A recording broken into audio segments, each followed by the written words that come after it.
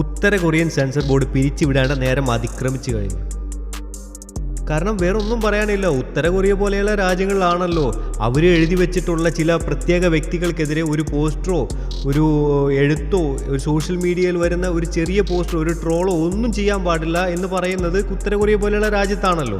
അതേപോലെ തന്നെയാണ് ഇവിടുത്തെ ഇന്ത്യൻ സെൻസർ ബോർഡ് എന്ന് പറയുന്ന കോമഡി. കാരണം ഈ സെൻസർ ബോർഡ് എന്ന് പറയുന്ന കോമഡി നാൾക്ക് നാൾ നമ്മളുടെ സിനിമാ മേഖലയെ കാർന്ന് തിന്നുകൊണ്ടിരിക്കുന്ന ഒരു പാരാസൈറ്റ് ആയിട്ട് മാറിക്കൊണ്ടിരിക്കുകയാണ്. ചിലപ്പോഴൊക്കെ നമ്മൾ വിചാരിച്ചു പോകും നമ്മൾ ജീവിച്ചുകൊണ്ടിരിക്കുന്ന നാട് ഉത്തര കൊറിയ എങ്ങാനുമാണോ എന്ന്. കാരണം ആവിഷ്കാര സ്വാതന്ത്ര്യം എന്നൊന്നില്ല ഇവിടെ. പൂർണ്ണമായിട്ടും അത് വാക്കുകളിൽ മാത്രമാണ് ഒതുങ്ങിക്കൊണ്ടിരിക്കുന്നത്.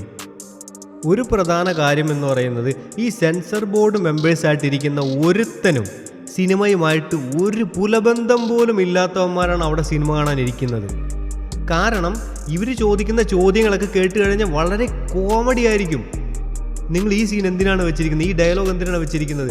അവിടെ ഒരു സിനിമ കാണുമ്പോൾ അതിനെ സിനിമയായിട്ട് കാണാനും അല്ലെങ്കിൽ ആ ഒരു കഥയുമായിട്ട് ബന്ധപ്പെട്ടാണ് ആ ഒരു ക്യാരക്ടറിൻ്റെ പേര് കൊടുത്തിരിക്കുന്നത്, അല്ലെങ്കിൽ ആ കഥാപാത്രം എന്തുകൊണ്ടാണ് ആ രീതിയിൽ പ്രതികരിക്കുന്നത് സംസാരിക്കുന്നത് എന്നൊക്കെ ആ കഥയുമായി ബന്ധപ്പെടുത്തി വേണം ഒരു സെൻസർ ബോർഡ് മെമ്പർ ആ പടം കാണുമ്പോൾ അതിനെ വിലയിരുത്താൻ വേണ്ടിയിട്ട്. അല്ലാതെ സിനിമയുടെ കഥ മനസ്സിലാക്കാതെ അല്ലെങ്കിൽ കഥയെക്കുറിച്ച് അന്വേഷിക്കുക പോലും ചെയ്യാതെ അതിലുള്ള ന്യൂനതകൾ മാത്രം എഴുതിയെടുത്ത് അവിടെ റെഡ് ടിക്ക് കൊടുത്ത് ഇത് ഞങ്ങൾക്ക് അനുവദിച്ച് തരാൻ പറ്റില്ല എന്ന് പറയുന്ന നയം അത് ഒരു സൃഷ്ടിയെ, ഒരു കലാസൃഷ്ടിയെ കൊല ചെയ്യുന്നതിന് തുല്യമാണ്. പൂർണ്ണമായിട്ടും ഒരു സംവിധായകൻ്റെ സൃഷ്ടിയായ അദ്ദേഹത്തിൻ്റെ മനസ്സിലുള്ള ഭാവനയെ അതേ രീതിയിൽ അദ്ദേഹം പ്രതിഫലിപ്പിക്കുമ്പോഴാണ് ഒരു നല്ലൊരു സിനിമ ഉണ്ടാവുന്നത്. അത് പുറത്തു വന്നതിന് ശേഷം ഏതെങ്കിലും ഒരു രാഷ്ട്രീയ പാർട്ടിയോ ഏതെങ്കിലും ഒരു വ്യക്തിയോ സംഘടനയോ പറയുകയാണ് ഞങ്ങളെ ഈ പടത്തിൽ മോശമായിട്ട് ചിത്രീകരിച്ചിട്ടുണ്ട്, ഞങ്ങളിത് ബാൻ ചെയ്യണം അല്ലെങ്കിൽ നിങ്ങളിത് റീസെൻസർ ചെയ്യണമെന്ന് പറയുമ്പോൾ അവിടെ വിളിച്ചു വരുത്തി വോളണ്ടറി കട്ട് ചെയ്ത് റൂൾ നമ്പർ 33 എന്ന് പറയുന്ന കോമഡി കാണിച്ച് വോളണ്ടറി കട്ട് ചെയ്ത് അത് വീണ്ടും 17, 16, 15 കട്ട് ചെയ്ത് പുറത്തു വിടാൻ തയ്യാറാവുമ്പോൾ അതിൽ എന്ത് സത്യമാണ് അതിലുള്ളത്? ഞാൻ ഈ സെൻസർ ബോർഡ് മെമ്പേഴ്സ് കോമഡി എന്ന് പറയാൻ കാരണമുണ്ട്. എനിക്ക് നേരിട്ടറിയാവുന്ന ഒരു സംവിധായകൻ അദ്ദേഹത്തിൻ്റെ സിനിമ സെൻസറിങ് കഴിഞ്ഞ് കോർട്ടിലിരുത്തിയിട്ട് ചോദ്യം ചോദിക്കുന്ന പോലെയാണ് ഇവരെല്ലാവരും ഇരിക്കുന്നതെന്ന് പറയുന്നത്. ആ നേരത്ത് ഒരു സെൻസർ ബോർഡിലെ ഒരു മെയിൻ മെമ്പർ അദ്ദേഹത്തോട് ചോദിച്ചൊരു ചോദ്യം, ആ പടത്തിലെ ഒരു പ്രധാന വില്ലൻ അദ്ദേഹം ക്ലൈമാക്സിനോട് അടുക്കുമ്പോൾ ഒരു പ്രത്യേകതരം സിറ്റുവേഷനിൽ വേദവാക്യങ്ങൾ ഉരുവിടുന്ന ഒരു സീനുണ്ട്. അതായത് ഏതോ ഒരു മതത്തിലെ വേദവാക്യങ്ങൾ ഉരുവിടുകയാണ് അദ്ദേഹം. ആ സമയത്ത് അത് മ്യൂട്ട് ചെയ്യണമെന്നാണ് അവർ പറയുന്നത്. കാരണം ചോദിക്കുമ്പോൾ അത്രയും നേരം അദ്ദേഹത്തെ വില്ലനായിട്ടാണ് കാണിച്ചിരിക്കുന്നത്.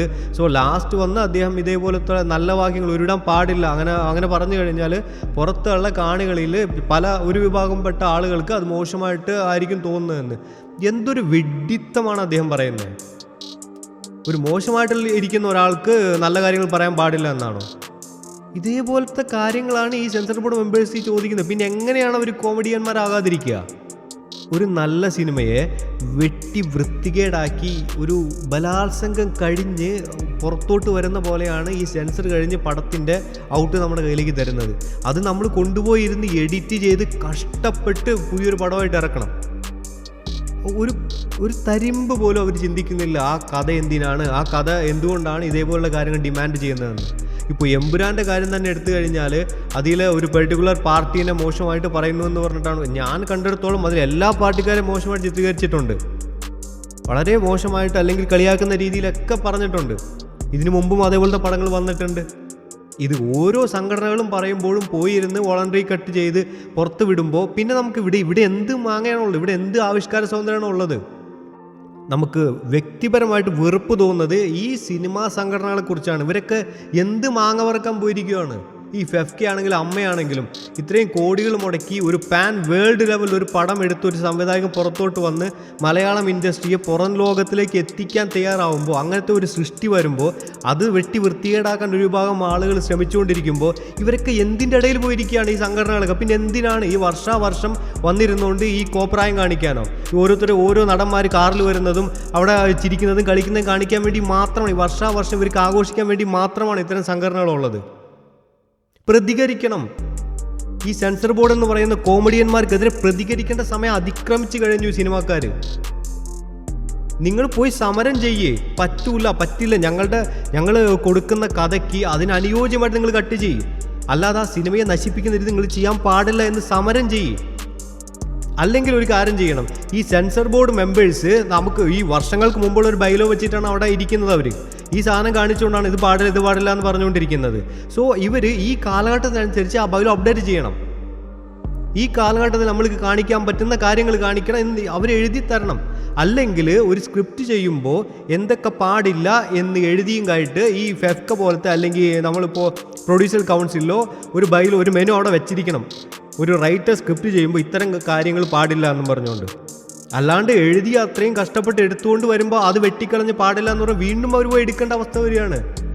ആ സമയത്ത് അനുയോജ്യമായിട്ടുള്ള ഒരു സിറ്റുവേഷനും ഒരു സിനിമാക്കാരും കിട്ടാൻ സാധ്യതയില്ല. അതിൻ്റെ കണ്ടിന്യൂറ്റി പോവും, അതിൻ്റെ ക്യാരക്ടേഴ്സിൻ്റെ ലുക്ക് മൊത്തത്തിൽ മാറും. പ്രിയപ്പെട്ട സിനിമാ സംഘടനകളെ, നിങ്ങൾ ദയവ് ചെയ്ത് ഒരു കാര്യം മനസ്സിലാക്കണം. ഏതെങ്കിലും ഒരു പുതിയ നടൻ വന്ന് അദ്ദേഹം കഞ്ചാവ് ഉപയോഗിച്ചുവെന്നോ അല്ലെങ്കിൽ MDMA കാണിച്ചുവെന്നോ ഊതിയെന്നോ പറപ്പിച്ചോ എന്നൊക്കെ പറയുമ്പോൾ പോയിട്ട് നടപടിയെടുക്കാനും, അതേപോലെ ഏതെങ്കിലും ഒരുത്തൻ കാശ് കൂടുതൽ ചോദിച്ചെന്ന് പറയുമ്പോൾ അതിന് പ്രശ്നം ഉണ്ടാക്കാനും, സിനിമയിൽ നഷ്ടമുണ്ടായി എന്ന് പറയുമ്പോൾ വിളിച്ചു പറയാനും മാത്രമല്ല ആർജവം കാണിക്കേണ്ടത്. ഇതേപോലെയുള്ള മോശമായിട്ടുള്ള പ്രവണതകൾക്കെതിരെ നിങ്ങൾ പ്രതികരിച്ചാൽ മാത്രമേ നിങ്ങൾക്കും നിലനിൽപ്പുള്ളൂ. നല്ല സൃഷ്ടികൾ നിങ്ങൾക്കും ഉണ്ടാക്കാൻ പറ്റുകയുള്ളൂ. പുറത്ത് നിൽക്കുന്ന ആളുകളല്ല അതിനെ പ്രതികരിക്കേണ്ടത്. ആദ്യം സിനിമാ സംഘടനകൾ പ്രതികരിക്കണം. മോഹൻലാൽ എന്ന് പറയുന്നത് അതുല്യമായിട്ടുള്ള ലോകം അറിയപ്പെടുന്ന നടനാണ്. അദ്ദേഹത്തിനെയാണ് ഇപ്പോൾ മോശമായി ചിത്രീകരിച്ചുകൊണ്ട് കാണിച്ചുകൊണ്ടിരിക്കുക. എന്തൊക്കെ വൃത്തികേടുകളാണ് ഓരോ ദിവസവും സോഷ്യൽ മീഡിയയിൽ വന്നുകൊണ്ടിരിക്കുന്നത്.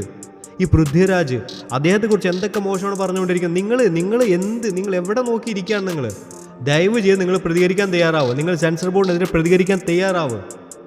കുറച്ചെങ്കിലും നട്ടലുള്ള ഒരുത്തനെങ്കിലും ഉണ്ടെന്ന് കാണിക്കുക.